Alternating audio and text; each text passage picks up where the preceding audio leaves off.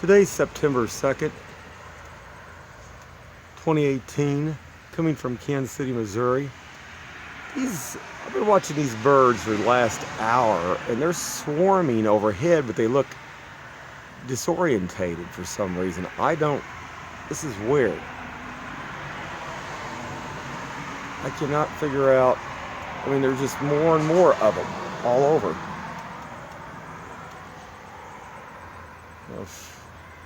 We're getting a view of them in this tablet here, but there is just a massive amount of these birds.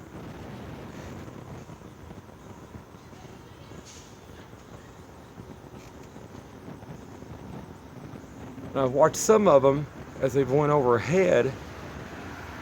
It seems like they're almost about ready to, they're about ready to drop out of the sky almost. I don't know. Weird stuff, guys. These clouds look weird too. Just a little short video clip. Keep your eyes open. Have a good one.